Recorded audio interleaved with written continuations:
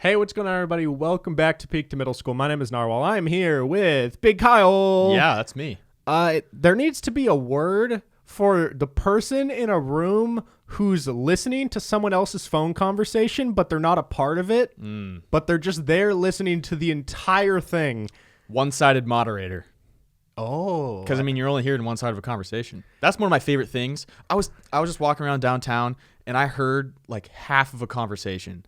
And what did you hear about it? All I heard was this guy, they're at a bar, and he's like, yeah, and then I got into the elevator, and I had to pee really bad. And then the door wouldn't close, and then I walked away, and I didn't get to hear the rest of the story. I would have stood there for a second and just pulled out my phone just to hear what happened. I wanted to linger. What do you think he did? I think he peed in the elevator. That's what I was thinking. No, he said the door wouldn't open. Or it was either wouldn't open or wouldn't close. Oh. So something was going on with the door, and I think he had to pee real bad, so I'm guessing the elevator was pissed in. Yeah. Yeah. Anyways, cool. what about No, because the other day my mom was on the phone on speakerphone with her sister, and like I was making dinner and my dad was sitting on the couch, and it was like quiet. There was nothing else really going on, and it's like it's not that it was an important private conversation, but she had no clue that like my dad or I were there because we like had got there mid conversation. Okay. So we weren't like, oh, hey, like, John just walked in. And I just thought about how weird that is because you're talking to, and you don't know how many times in your life you've been talking to someone and you're either on speakerphone, or even if you're not on speakerphone, you can still sometimes, even if it's like up to someone's ear, you can hear the whole conversation. Dude, one of my favorite things is being in the car when someone gets a call in the car and it's on speakerphone. And one person doesn't acknowledge that they are on speakerphone, and the other person just has no idea. And I'm just sitting there like, I hope you say something so bad. Super fucked up. Yeah. Yeah. Your mom's big on talking on speakerphone, though. Yeah, well, for her, like, that's normal now.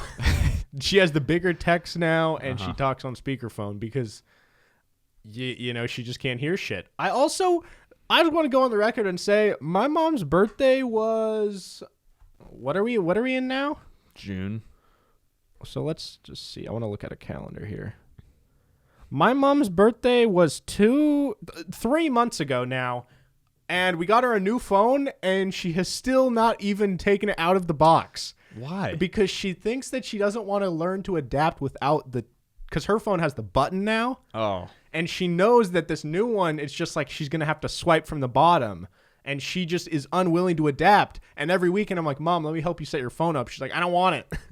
Can I have it? Well, it's the same phone that you have right now. So, but no, you couldn't have it regardless. Okay. Bummer. I mean, yeah, my mom's just kind of figuring that out too. And she just doesn't close out of apps. Yeah. And every time I use her phone or like try to do it, it's just... There's just every app is open. And I'm like, Mom, you can close out of these. Or like, you should probably do that. But like for someone like her, does that even really make a difference? No. Like my mom does the same thing, but I'm like, she could have every app she uses open all the time and it still won't really make a difference. It's just the issue is when they swipe out of an app thinking that that's closing out of it, like a phone call. Yeah. And then they don't. But isn't that really the only app that matters if you actually end it? I mean, some of them might drain your battery. That's true, I guess, but... Yeah, like if you leave maps open... Yeah. Or not just... I guess if you have the setting on where your phone uses GPS, like even if the app is like not on the screen, that's when it really fucks you up. Yeah, that's why, older people just... If they don't have someone that sets up their phone for them, all their settings are just so out of whack. Yeah. And their phone just ends up so messed up. Bro, I used to have an iPhone 5C... And it was a white one, and I had it for a really long time because I didn't really have any money and also just didn't want to try and upgrade yet. So I stretched it for as long as its life would hold. And by the end, the battery was so bad that I would fully charge it overnight. And if I went on a run for like, I don't know, let's say I went for 45 minutes on a run. If I would use it for like anything other than just closed playing Spotify, it would die. So if I wanted to play a YouTube video for 45 minutes, it would kill my phone before I even got back from the run. Yeah, I mean, I had the iPhone 5S, I think, And I'd work at like a full shift and I'd be listening to podcasts the whole time, just like I was scanning shit. Yeah. And my phone would be at 100%. And just from having podcasts like Spotify open, just for like a full work day, that would probably take off like 5 to 10% of my regular battery on my new phone. Yeah. It would drain my entire battery. And I would be just phoneless after like 6 hours. Yeah. Back before I got the new phone, I didn't realize how much of a pain in the ass it was.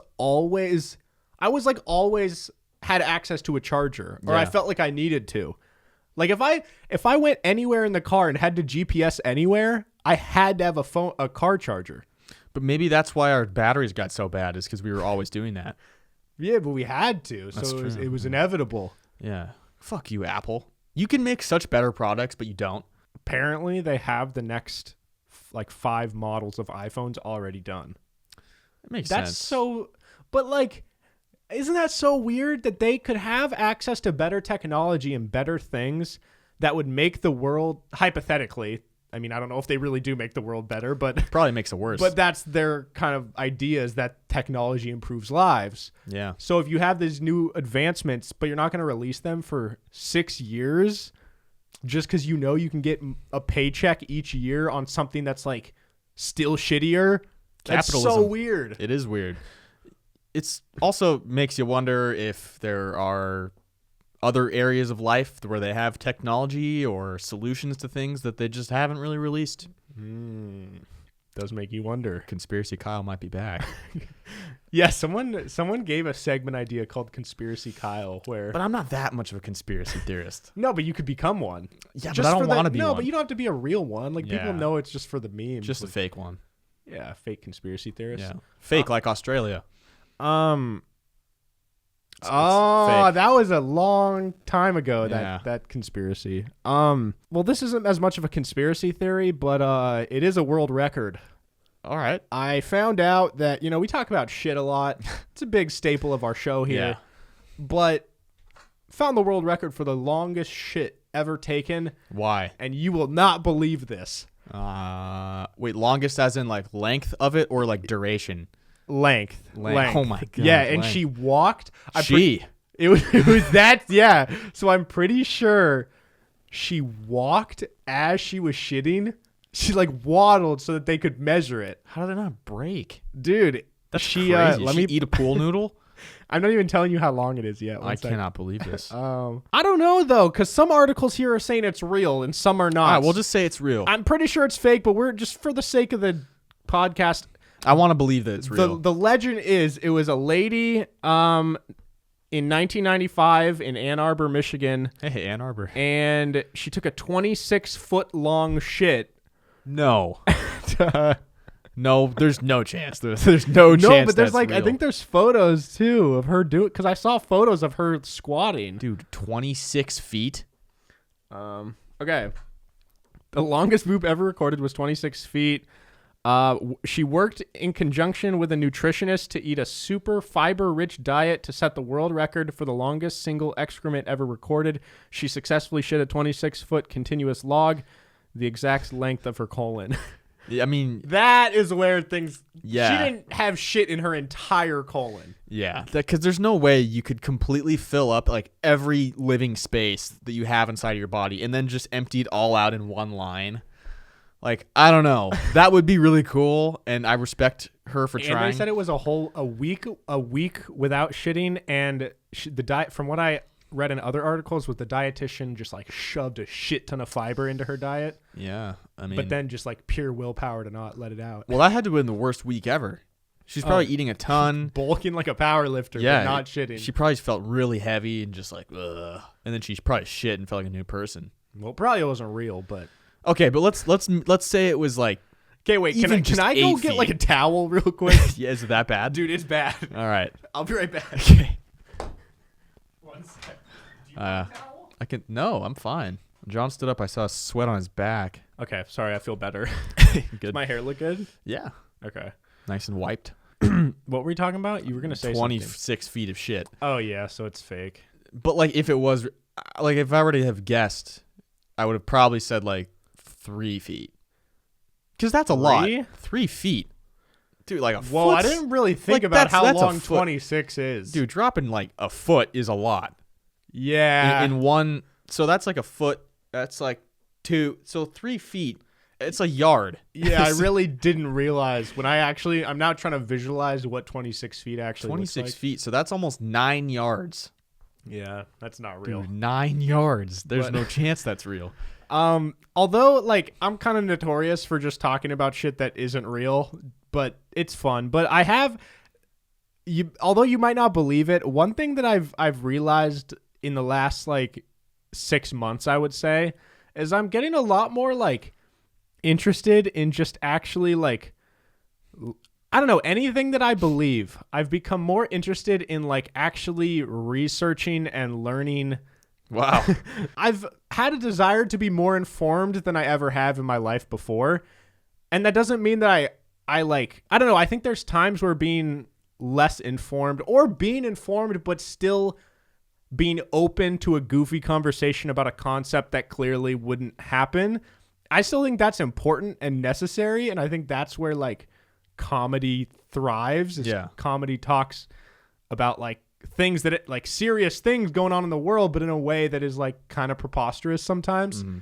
But I also have realized recently I've just had more of a desire to like, I don't know, like I've wanted to just know more things. Like it's that good. basic, but like my point is that I feel like I'm getting to a point now. I think it's just like a maturity thing where I actually, and because I think I've listened to a few other podcasts that are like with just people that are into politics, I've realized that good politicians or people that I think are good, they make politics not feel like this word politics. Good politicians make politics feel like learning about the world and what's happening. That is a lot more engaging to everybody. I think everyone to some degree has interest in what's happening in the world as long as you can like connect with it in some way. You got like a top 5 politicians now? No, not like that seriously. It's usually like other people that I care about. So obviously Joe Rogan, but also there's this guy named Duncan Trussell who has a really good podcast. And just listening to people with like widely different backgrounds and stuff has made me realize that some of these topics that I thought I were like way too complex for me, or like when they talk about corrupt things in the government in the past, I don't even know what the fucking bureaucratic system looks like. You know what I mean? Like people say a fucking Supreme Court or the judicial system or the fucking like, I don't know what any of those words mean. And I mean, we definitely learned them, and it's not, I'm just kind of an idiot. Question for you. Do you know the 3 branches of the government? I did at one point. Do you? I think so. What is it? There's judicial, legislative, and executive. Oh, yeah, probably. Sounds right. That sounds right. But I don't know. I feel like in the last year, probably partly because of COVID, but also just partly finding new people that I think are interesting talkers and people that are good at speaking and giving information, it makes me realize that a good politician or anyone I think should be interested in politics. It's just that right now, I think all the people doing it fucking suck. Yeah. And they take all the fun out of it. But when you listen to a good conversation, not even on a podcast, but just with anyone, if you're talking to some random guy that you meet and he's like old and wise and he has all these cool stories and like inadvertently you're talking about politics in a way. You're just talking about the way the world was and the way it is now. And when people can make that interesting, that's like pretty amazing to me.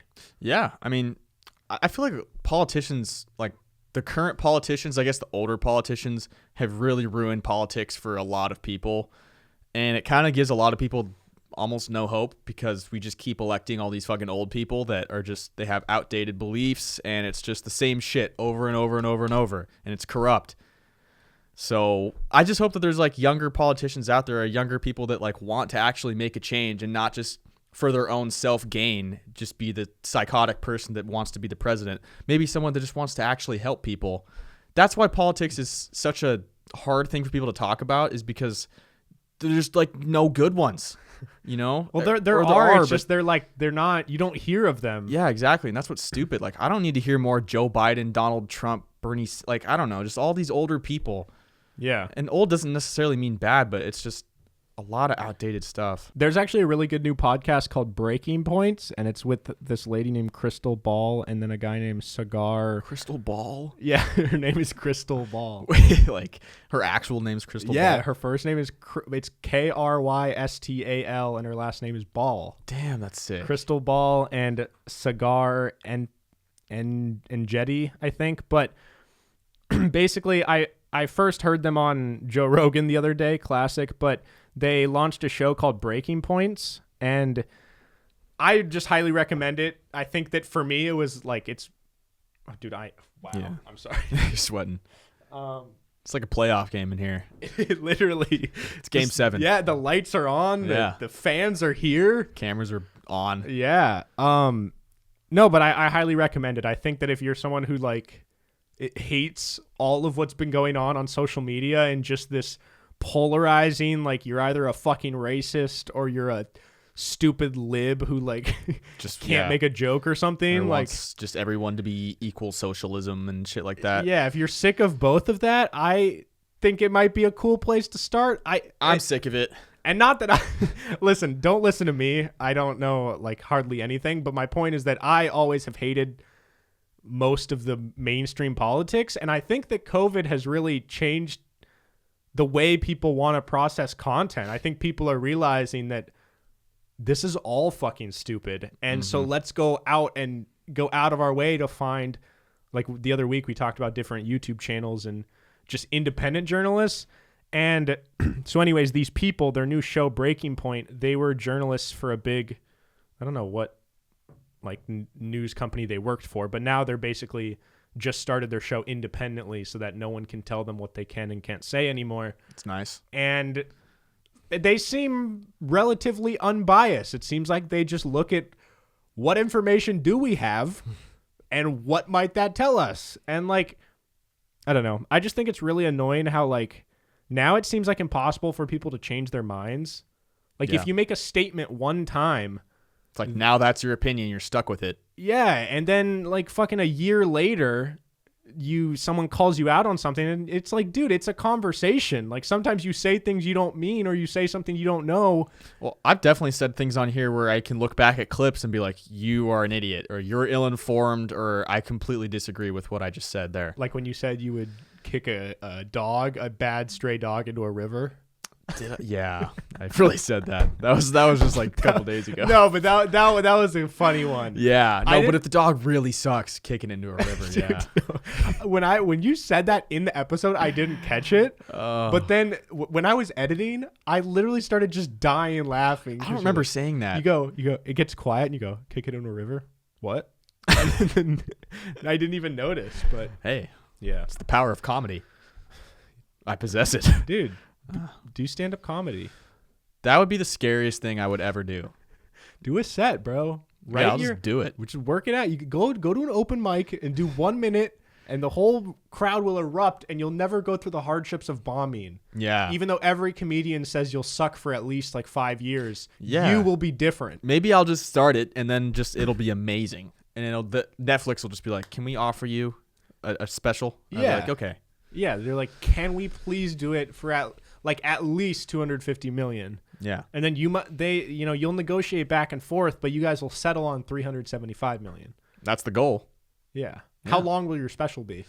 Between probably just an hour. Oh, I was thinking like 4 minutes. Oh.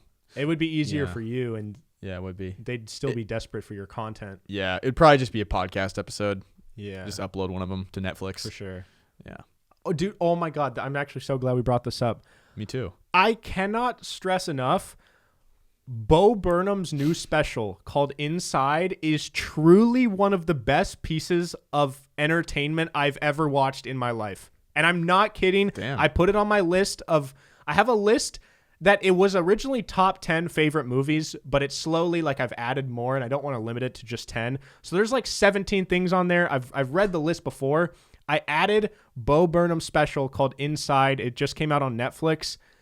And when Kyle and I and Luke and Shim and Willig were in LA the other week, we watched his previous special, which was really funny. But this one, he started at the start of the lockdowns at COVID, and the entire thing he filmed, edited, wrote, like every single part of it he did just by himself in a camera in his apartment. And it literally documents, like, I cannot express how amazing this piece of art is. And I texted my friend after I watched it. I said, this is literally like the epitome of what, if I could pick anything as like a creator, as like an artist, like what do I want to do? I would pick that piece of art. Like that. Really? It's truly, I think, for internet content creators, for people who like want to be an artist online, and in any sense of the word, like it is the peak of art. And it is, dude, literally I was speechless. It was so fucking good. 1,000 out of 10 for me. Wow, we're hyping the shit out of this. Yeah. I mean, well, I don't want to like, listen. Yeah, I did overhype it. I think that for some people they could see like, oh, well, you know, it's because it's not a traditional stand-up comedy. There's no audience, so it's not him like fucking standing there cracking jokes. It's not really like it's comedic, but it's not a stand-up comedy thing. It's just like it's like a film kind of. Yeah, I appreciate that though. I mean, that's cool. I think just doing something different's cool. Yeah, and I think, I don't know. I totally see why some people might not like it, but for me, it just like represents the feeling of kind of like as an artist, just like what social media does to you, what these politics can do to people, and it just encompasses everything of the bullshit of the last like 2 years and puts it into like, he just has so much to say about society and about like life as an artist, and it is so amazing. I don't know. I just think all of you should watch it like tonight, and you won't regret it. I hope. I'll have to check it out. Did you watch it by yourself?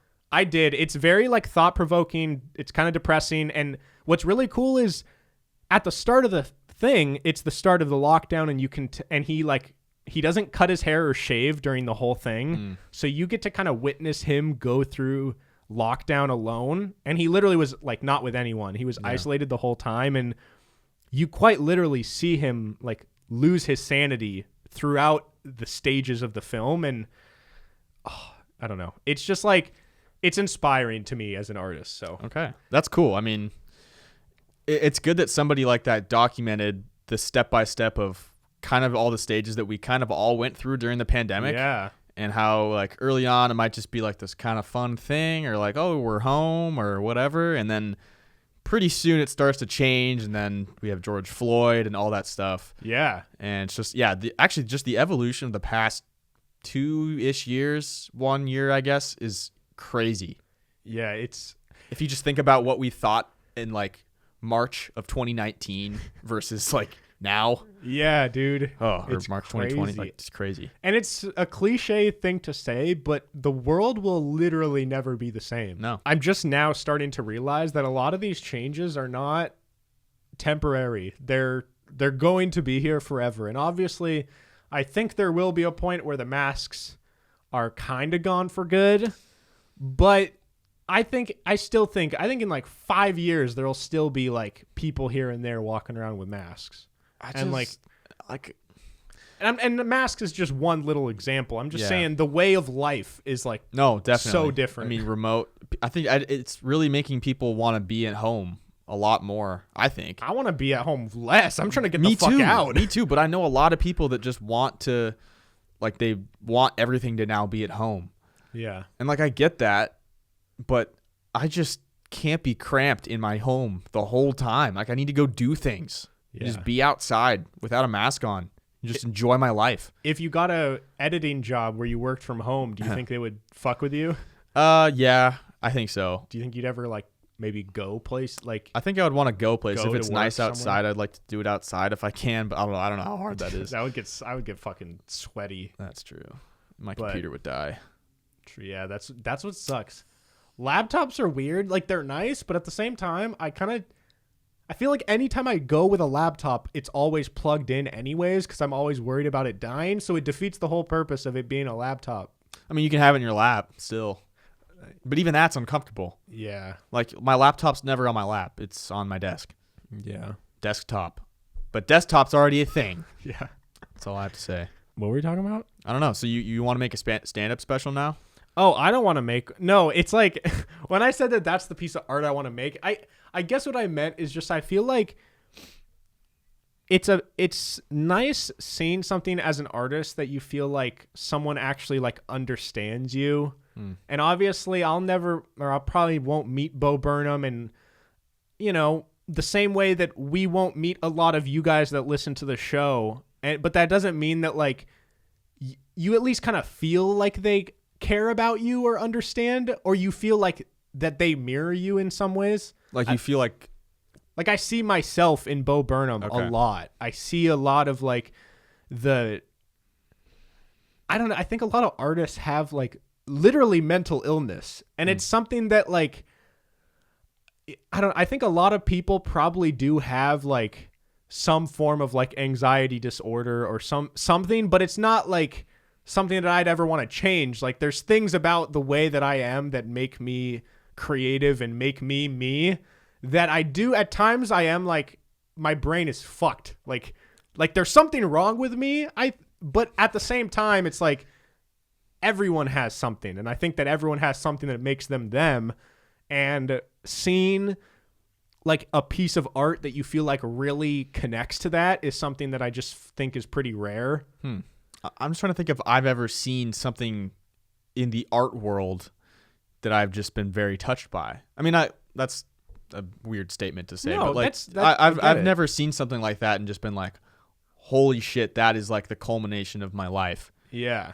And I truly like, yeah, that's the best way to put it. And there's other movies that I love. Like I always say Good Will Hunting is one of my favorites. And that's because it emotionally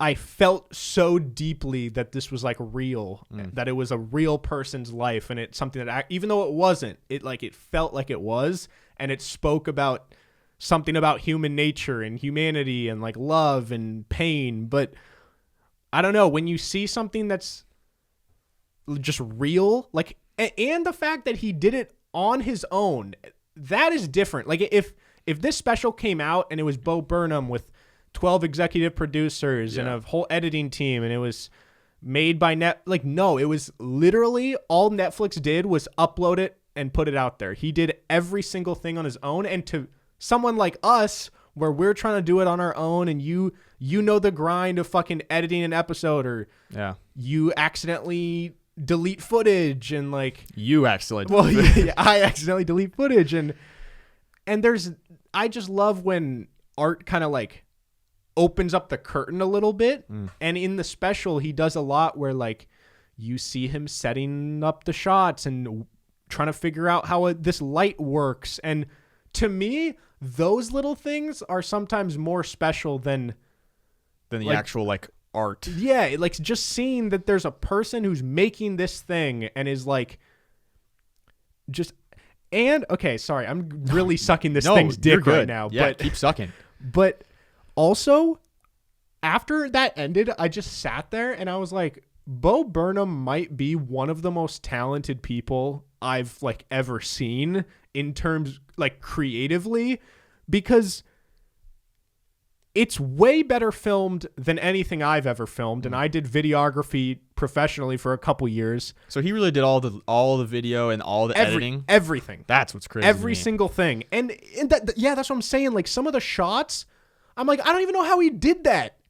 I literally don't know how he did it. And he's by himself with just cameras, lenses, and tripods, which means he learns how cameras works. He learns the different lenses. So he learned all of that just in quarantine? Or before. Okay. At some point. I mean, he's directed like big movies and stuff. But like, he learned all of that. Then he has to learn lighting, which lighting is super complicated. And there's people whose whole lives are dedicated to lighting, and his lighting was amazing. And he does all these crazy effects and like backgrounds and shit. And then just the writing, like the concept of what he's saying and the story he's telling is something that I could never. And he also makes everything into songs too, right? Yeah, then the 90% of it is a fucking musical. Yeah, that's what's cool to me, is that his comedy is through music. Yeah. Which is just like, it's just adding an entire new element. And it's not just like meme music. Like the songs are bangers. Yeah. And he actually just released the whole album of the special. So you can go stream his music on Spotify.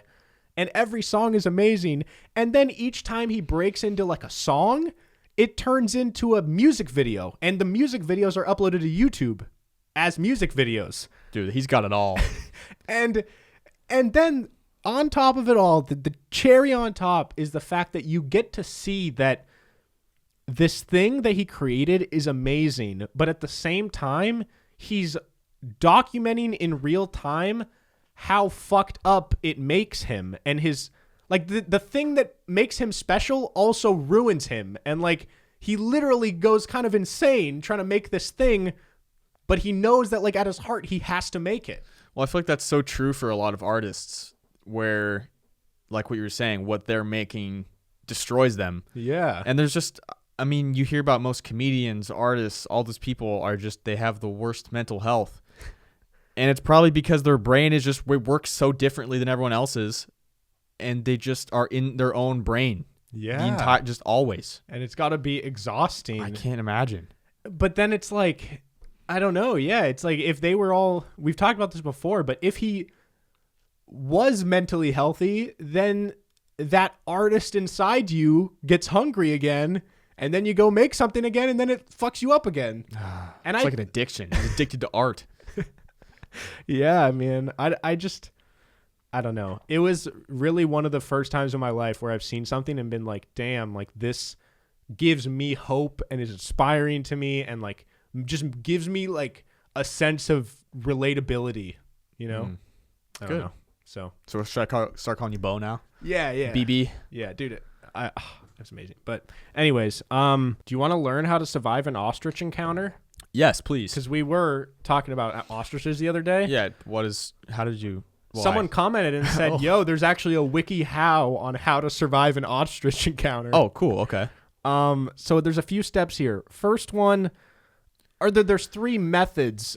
So method 1 of 3 is to evade a charging ostrich. Okay. I'm guessing you just like slide step to the left. Step 1, run to nearby cover. Okay. All right. So if it's like pretty far away, just find something to duck behind. Yeah, but they're coming pretty fast. Well, you gotta do your best. All right. 2, conceal yourself.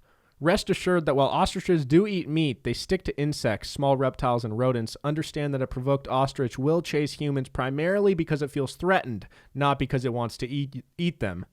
Yeah, I mean, I'm not afraid of an ostrich eating me. I don't think. You're more scared of it just plowing through you? Yeah, or just scratching the shit out of me or just poking me to death. Yeah, so rest assured they probably don't want to eat you. Okay, that's good. Then the third step here is to elevate yourself. So climb a tree. So you can either duck behind something or climb a tree. Okay. So pick your poison. Yeah, I mean, I just think ostriches, they're kind of in like Africa, right? And like on the plains. Yeah. So there's like no trees. Yeah. I mean, there might be like a few here and there, but that's where the lions hang out. Well, tree. I'll do you one better. There's more. Dive into a thorn bush is the next option. Good. So that's so probably the same thing as getting beat up by an ostrich. It would be just scratches all over your body, and that would just be it'd be worse. It'd be like get fucked up by an ostrich and have like a rash.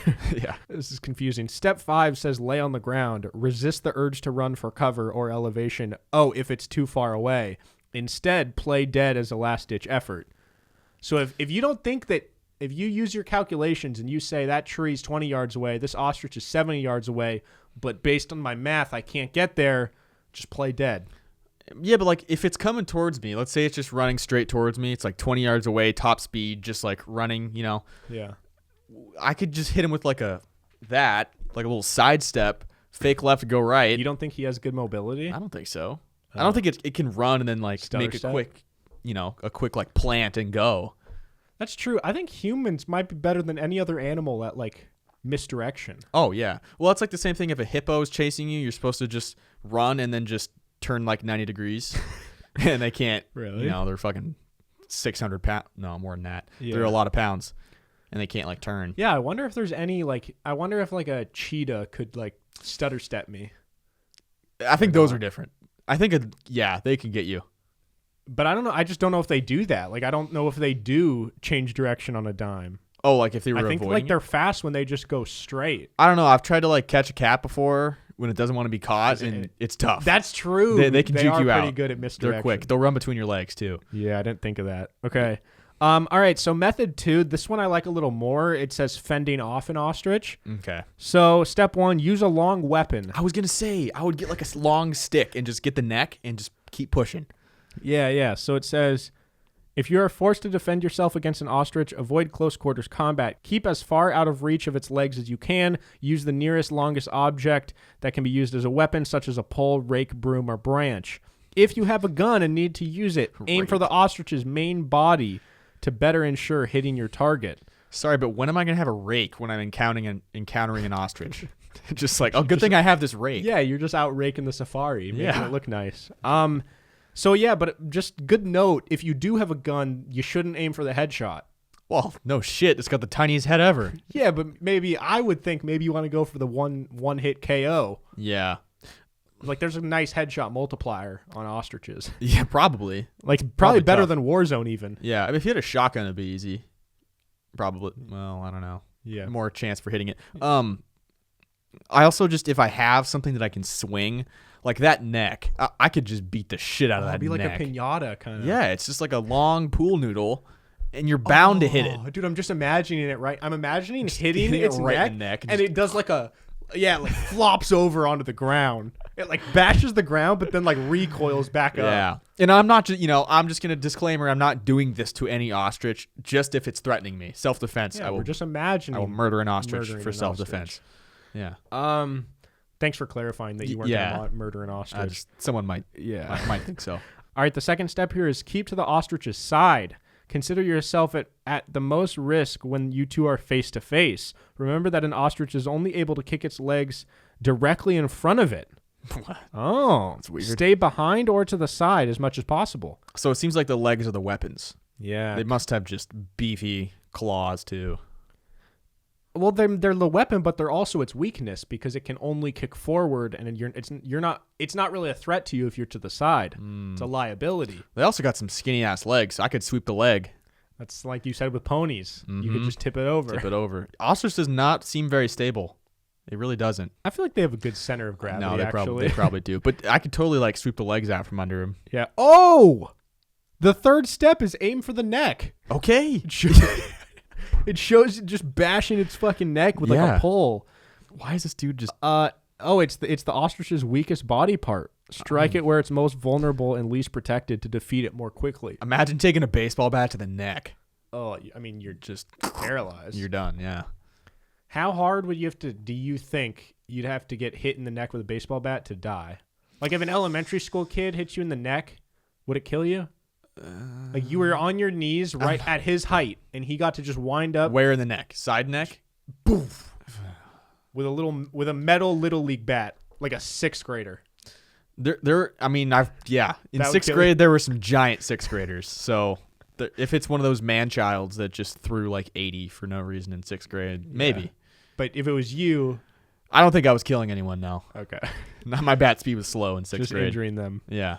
All right. The fourth step says try and do damage to its wings. Fifth one is then go for the legs. And that's the about wings. It. Yeah. But it's like, what is it gonna do with the wings? Like, how is hurting its wings gonna do anything? It doesn't even use its wings. Do you want me to explain to you? Yeah. Why? Yes. Okay. I have questions. If the ostrich refuses to give up despite your attacks to its neck, aim for its wings when given the opportunity. Know that an ostrich uses its wings not to fight, but to alter course more smoothly when running, just like a ship's rudder. Okay. Damaging its wings may marginally improve your chances of running away in a zigzag fashion. Oh, so you should run in a serpentine pattern. So when it takes like a hard right, it'll like veer its wing out as like a rudder to just probably like zoom it's around like a corner. It's the same way when the other day in the shower, I was trying to I couldn't remember when we run if it's like the arm that goes up with the leg or the other arm. Have you ever tried running same arm, same leg? Well, no, then I remembered. I remembered you guys used to do that where you're like same arm, same leg. It's hard. And it's anyone try that. It's hard. It's weird that it's hard though, because because in my head I was like, all right, if my right leg goes up, you'd think that like this side of my body has less balance or stability, so you'd think I would want to compensate with like, because this, then you can compensate your balance. But literally what you said is just why you would have your other arm up, because that compensates the balance because it's on the other side of your body. I know, but I thought this arm, because this arm then could make you like tip over, I thought. I don't know. In my shower, I was really confused, and then I realized like these are the types of things that are necessary for weight distribution and balance. Was it a cold shower? No. I still haven't taken my cold shower. Dude, do it. I'm waiting for a hot day. Today's the day. Yeah, but like I gotta go to a Mariner game and like. Yeah, you're gonna get hot and feel gross. And Nah, you're it's gonna get cold by the I'm end. so sluggish. I eat garlic fries and a hot dog and Dippin' Dots. Fuck yeah. And then you'll take the cold shower and you'll get out and say, wow, I'm sexy and I'm energized. Probably. I hope so. I've never walked out of a shower and said, wow, I'm sexy and energized. I've actually never said that sentence until now. Yeah, say a sentence you've never said before. Go. Goblins and ghouls. Hey, man, want to come hang in my pool? Goblins and ghouls. Hey, man, want to come hang in my pool? Yeah, I've never said that bars, before. Dude. Yeah, thanks. All right, I'll say one. Okay. I don't know if I've ever seen a Cheeto fly out a window. You don't know if you have? I don't know. You might have. Well, I might know, but that's the sentence that I said. You don't know if you have. Well, no, I could know. It's know still for a sure, sentence. but it's still a sentence. Yeah. Okay, cool. Yeah. Nice. How many times, what's like a word you think you've said the most? Like? Nah, probably No. not. The? What about like a noun?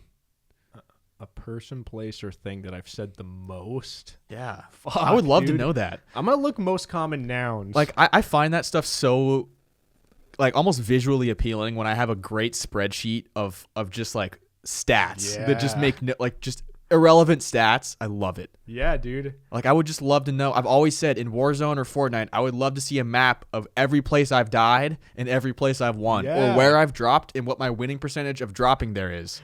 We need to get some analytics in there, guys. Yeah. And that's why I love when you watch competitive, well, Warzone, it's like still has competitive, but it's not like huge. And because of COVID, there haven't been these in-person events. But any battle royale that's professional, like if you watch professional Warzone tournament or like a big professional PUBG or H1Z1 or whatever, what they do, they have a way of basically like when you're watching the stream and there's like the commentators or whatever, you get to, so it'll switch between different players on the stream. So you can see like, oh, this team is in this building, this team's over here. But it highlights like other players that they can't see, but you can as the viewer. So like as the viewer, it's really fascinating and fun to watch because you can see a team like in a building trying to strategize like where the other guy's at. Oh, they think they're over there. But as the viewer, you get to see exactly where they are. And so sometimes you're like, oh my God, they're going to fuck up. They're going to fuck up. They're going to fuck up. And then they do. And it's really fun. Damn, I need to watch some of that. I've never really watched any I think I watched one Fortnite tournament and I saw how the last circle was and I was like, that's ridiculous. Yeah, dude. Competitive Fortnite is fucking crazy. Dude, it was literally like, I think between 40 and 50 people left. And it's like this big. Yeah, and they're all just building so much. Yeah. And it's just overwhelming. Yeah. But like, I don't really like watching competitive Fortnite, but there's been, I'll actually let you know when there's like a big Warzone tourney on Twitch. Cause it's really fun to watch. And like, I don't know. I just think it's cool seeing people. I think watching anyone do anything at like the highest level. Oh yeah. Is cool. Or particularly if it's something that you also enjoy. That's why I love the Olympics. Like, yeah, oh man, I'm so pumped. I've been watching the U.S. Olympic trials. Yeah, that's how much I love the Olympics. I've been watching track and swimming. How's it been? It's great. Yeah? Just people qualifying. I even watch like the initial heats too. So it's like they do their heat, and that's not even the final to get in. So I'm just watching every person like 3 times. Wait, what?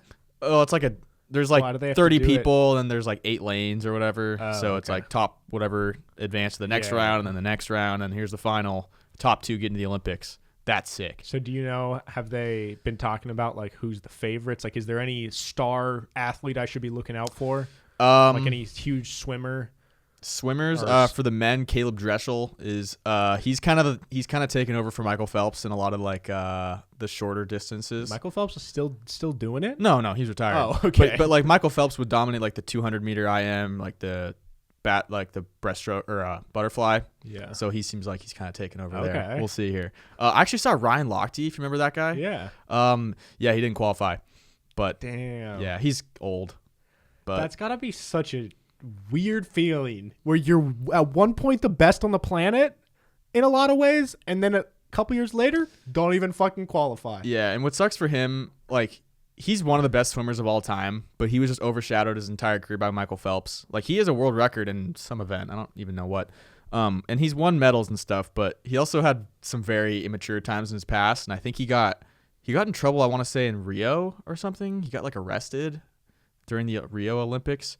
I remember kind of hearing about that. Yeah, so it was weird. I saw an interview with him after the last race where he just he didn't qualify, and it was cool. Like, you could just tell he was older and he's a lot more mature, and he's just like, you know what, I'm not done swimming. I'm gonna keep going, but I have so much more to give to this sport and to like spread this sport. That's what I want to do. And also, honestly, like, I'm a dad. I'm just pumped to go see my kids right now. And I was like, damn, yeah, that's pretty cool. dope. That's what life's all about. Yeah. No, that's cool when you can see an athlete that kind of can get past the sport itself and just accept that, like, Because there's people that don't want to let go, and they never let go.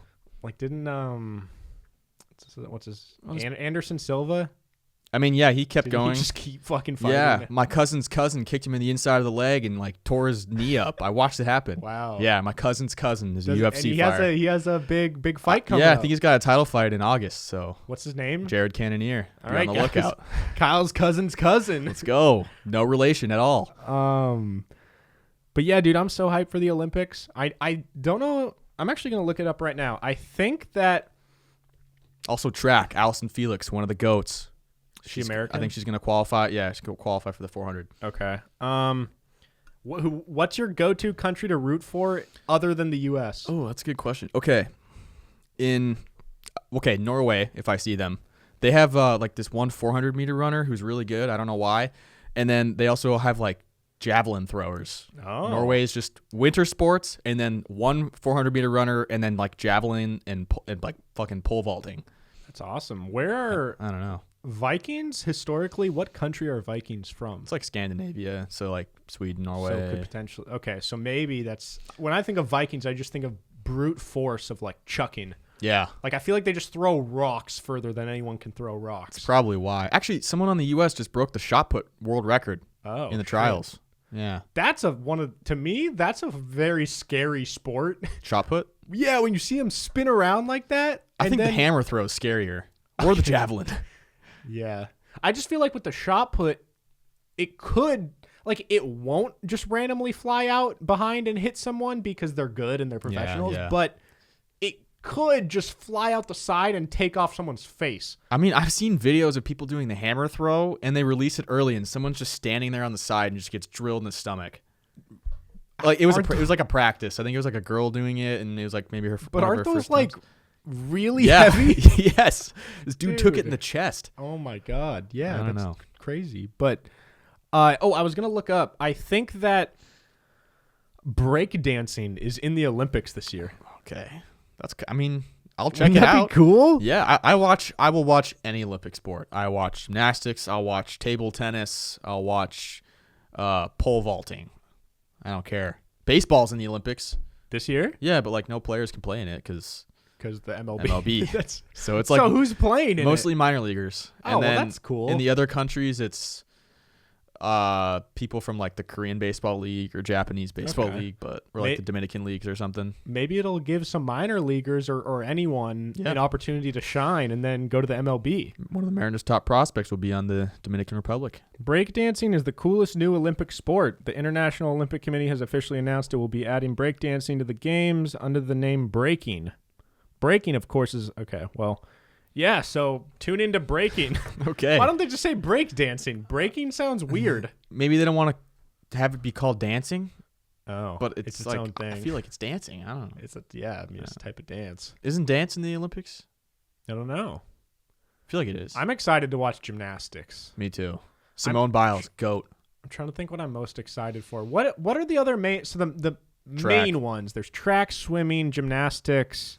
What else? I would say those are probably the main three. There's like rowing. There's There's like trampoline. Actually, There's I'll just pull up a list of every one.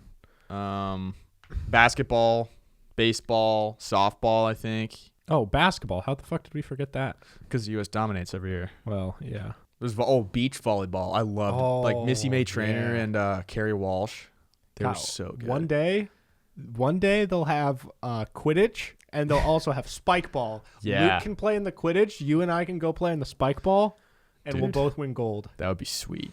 Honestly, like that's why I think part of why I love the Olympics is just seeing the literally like being declared you are the best in the world at this.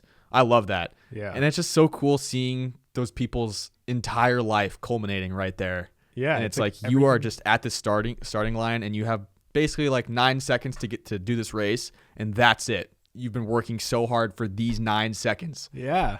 And that's like, kind of crazy. The other weekend, Kyle and I watched the UFC card with Stylebender, but the fight before that, the first Brandon Moreno, I think. Yeah, he was the first ever Mexican UFC champion. Yeah. And he literally just started crying, like breaking down, crying, and you could just see that, just the joy in his eyes that like everything he had ever worked for led up to that moment. Gives me the chills. And he did it. Yeah. And like you can see it, and even in his interview, it was just like, I don't know, that's so inspiring. Yeah, and you see in the opening ceremonies too, everyone walking out, and you see just the countries that you've never heard of, and they have athletes, and how cool it is for that person to be representing their country that not really many people know about. Yeah. Like, that's awesome. And then when it's crazy when you see an athlete in the Olympics from a small country goes up to an athlete who's like a worldwide celebrity and is like idolizing them and wants like a photo with them or like their autograph or whatever. And it makes you realize like, damn, the world's a really fucking big place. It is. This list is specifically all the new events this year. Okay. There's surfing. Oh, that's sweet. That'll be awesome. Skateboarding. Okay. Wow. That's sweet. That'll be really like fun that. too. Oh, I remember sport climbing. So it's like there's competitive rock climbing where they have different like courses and stuff. Nice. Karate, baseball. Oh, okay. So those are the new ones this year. They also have like weightlifting. Oh, dang. They have boxing and golf too. Here are some that got removed this year. Oh no. Lacrosse, tug of war, and cricket have been removed. Oh, what? So Damn. yeah. Well, do any tug of war? Isn't cricket only big in India? No, it's big around the world. No, like New Zealand. Oh. They have one of the best teams, I think.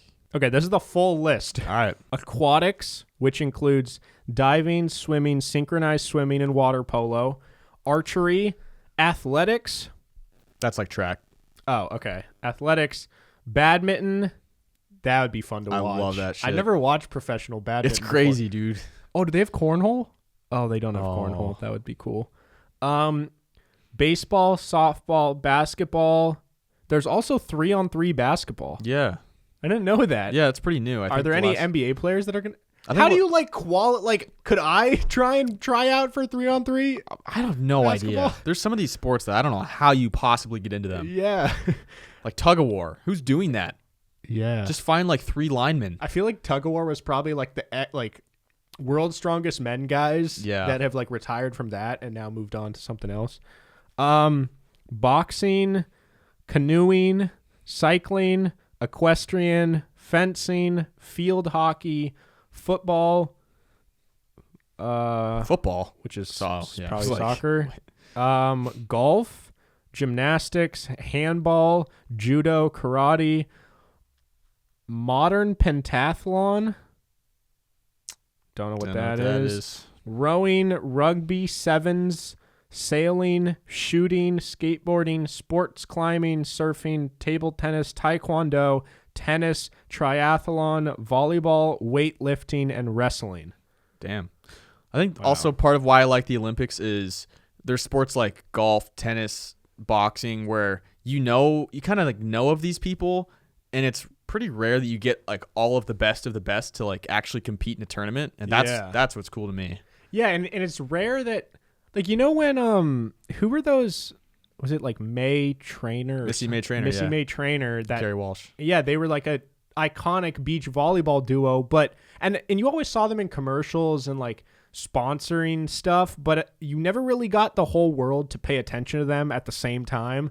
And when I just remember like Summer Olympics when they would win gold, Yeah. that was like everyone was watching it that one night. And although that's probably not as much attention as they do deserve, like they deserve more people to care more often than once every 4 years. But it was just cool knowing that like these are literally the best in the world at this specific thing. And it's a gift to get to witness anyone who's the best in the world at something. Like, honestly, that would be one of the top bucket list things for me, to be just in the Olympics for something.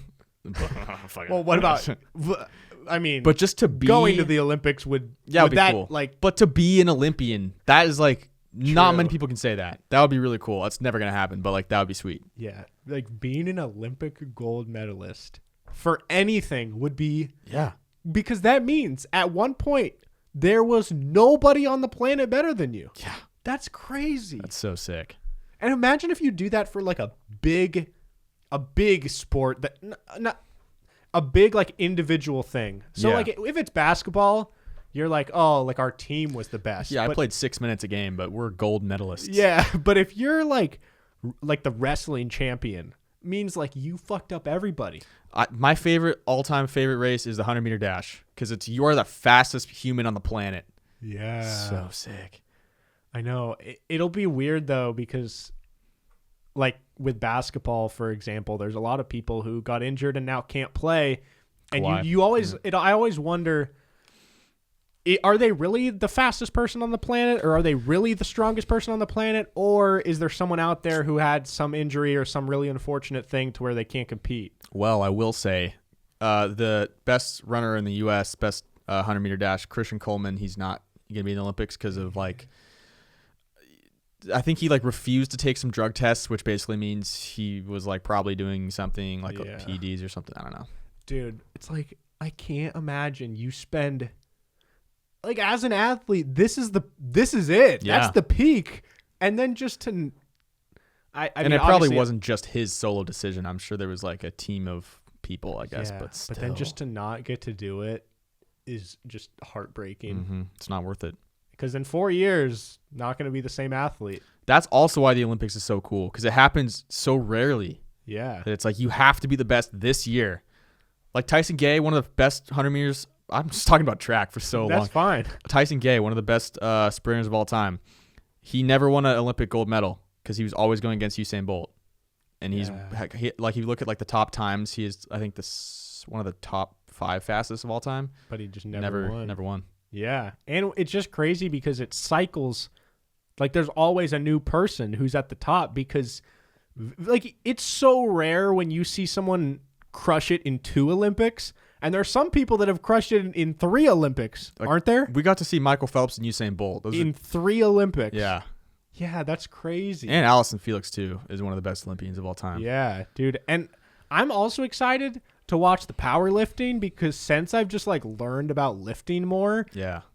I don't know. I think with any sport, the more you know about it, the more you can appreciate watching it, because you know how hard it is.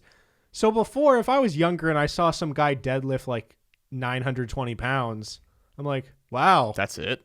Yeah, but then now if I see someone deadlift 920 pounds, I'm like, that is fucking insane. Absolutely absurd. Yeah, so I don't know. Go watch the Olympics, guys. Yeah. Do you want to hop into the segments? Let's do it. We got fan questions. All right, guys. Last week there was a question directed towards Kyle. This week we got one directed towards me. They said, John, this one is mainly for you due to you recently watching the MCU movies. They said in parentheses, huge fan of them and completely disagree with you guys on them.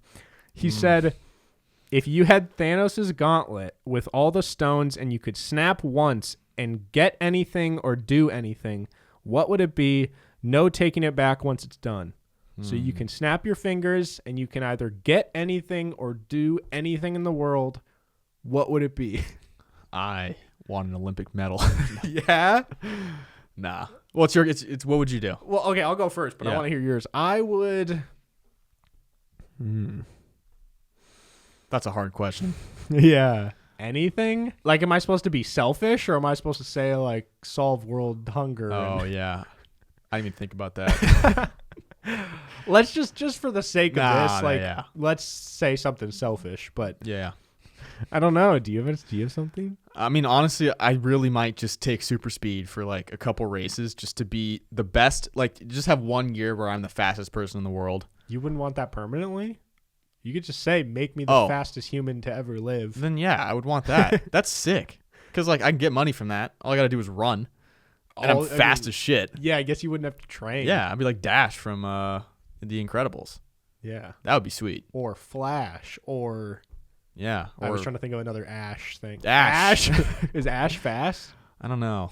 Oh. He's good with his Pokeballs. Good with balls. Do you think, is Pikachu fast, or is he just like electric thing? There's no way he's Pikachu fast. chased me down. I mean, look at him. He's like a little... Yeah, he doesn't look like he's very in good shape. mobility, probably. Bad mobility. I would want to make a living entirely making whatever content I want. I would just say, like, I can make anything I want, and then when I put it up, it somehow makes enough money for me to live. That'd be sweet. Like, I don't know how that'll happen. I don't even wish for like a lot of viewers. Whatever it means that I can live off of it. And that's why there's a couple. It's Karina. Okay. There's a couple content creators I know that, like, they're not necessarily big. They're not necessarily like famous or popular. They're people that have had, like, let's say 40,000 followers, and they've had kind of that core fan base for literally like 10 years. And they'll never be on the level where they're making like 15,000 a month or something insane, but it's cool because they're like living the dream. And although they're not making bank, the fact that there's like streamers that just have been around for a while and developed a small cult following, they get to do what they want. And it also kind of means there's like less pressure on them, because the people who get really big, there's pressure to like always keep expanding, and they're like, come on, baby, let's make that money, let's hire new employees. And it's just like, it's a lot. Then you get managers involved, and then fucking agents and sponsorships, but like pretty soon you're not doing what you actually want to do. Exactly. So if I could just be the guy that just like gets to do his thing and things go well and I don't really stress too much, that's the dream. So John wants to just things to go well and his videos to do well. I just want to be fast as shit. Yeah. All right. So I thought you were gonna say like Mariners win a me witnessing Mariners win a World Series or something. Nah, fuck that. I guess that'll happen eventually. I'd rather win a gold medal myself than see a Mariners World Series. Really? Yeah. Damn. I mean, wow, fake fan. I'd rather win my own World Series. There's a lot of other things I'd rather do than watch the Mariners. I don't want to live my entire life being a Mariners fan. You'd rather win the 100-meter gold medal than win your own World Series? Then like hit a walk-off grand slam to win the World Series? All right, that would be sweet. That would be pretty cool because that's so legendary. Yeah. Has there been a walk-off grand slam in a World Series? I don't know about a grand slam, but there's been some to walk off to win the World Series. Yeah, I know of one. There was Joe Carter back in the day for the Blue Jays. What year? Take a guess. 80s, okay. 70s maybe. I just remember he hit a home run and then he was running around the bases just like jumping and shit. And I remember them saying like, "You'll never hit another one like that, Joe." Yeah. And I was like, "Damn, that's sick." That's awesome. So yeah, there you have it, guys. Thank you so much for listening to this sweaty ass episode. It's very wet. My ass is literally like swampy right now. But cool. Yeah, guys, there's new episodes every Monday and Thursday. If you like us and want to support the show, check out our Patreon at patreon.com/PIMS podcast. There's pre-shows for every episode, deleted scenes and bloopers videos, personalized video shout-outs to each of you, a bunch of good stuff. Kyle, where can they follow you? At Kyle Stafford 36. Follow the podcast at PIMS Podcast, Instagram, Twitter, and TikTok. If you want some merch, head to pims.store. We got some hoodies, got some hats, got some shirts. Good stuff. There we go. You guys can follow me at Hey Narwhal on Instagram, TikTok, YouTube, all that good shit. I'm doing a movie series right now on TikTok every single day. So if you got one of those, go follow me over there for that. And go sub to the other YouTube where there's reviews for all the MCU movies and shit. And that's about it. We'll see you guys next time. Bye. Peace.